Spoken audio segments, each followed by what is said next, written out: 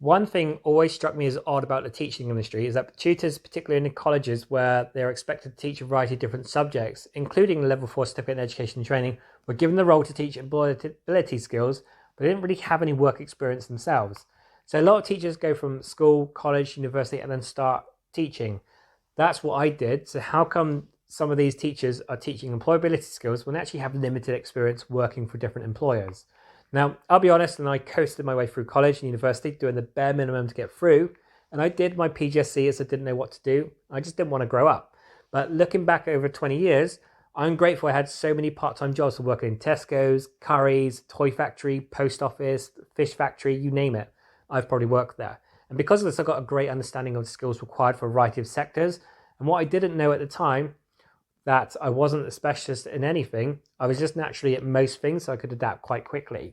So as I've become more experienced and can reflect better on my own life, I've learned that to deliver anything, you need to look the part. So when delivering the level 4 certificate in education and training, I dress smartly, as it's a reflection on me as a person and a reflection of the company I represent.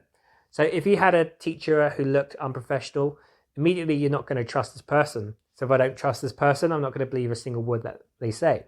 By dressing smartly and looking professional, you automatically create that sense of trust, which will allow the communication of that message to be successful. Self-reflection is a critical skill of any teacher, and in particular when delivering employability skills. As a younger chap growing up, I was great at getting interviews, but I always struggled to get any decent jobs. And looking back, the reason for that was I was always guarded when meeting new people. I would never be myself and I didn't know what to say or how to act, so I didn't want to mess up the interview. So I was going into the interviews and not telling myself who I am, which was a bad idea, looking back at it. So when you are teaching, I always advise to just be yourself. If you are yourself, you appear genuine and that creates trust. My learners know who I am. They know I'm married and have 2 kids. And when I teach employability skills, I look back at the mistakes I've made and the reason I didn't get the job and use this in my lessons.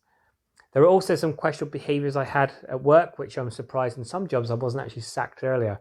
So these are basic skills every employee should have. And when I introduce our ground rules and level 4 certificate in education and training, we introduce basic skills that we should apply to the workplace as well. So be on time, respect others, do your homework, be prepared. Now, as a teacher, I'm a role model to my learners, and I hate the phrase, do as I say and not what I do. The teachers should be a role model in the behaviors and attitudes they wish to teach. How can I ask my learners to be on time if I'm always late? It's hypocritical of me, and you'll lose respect.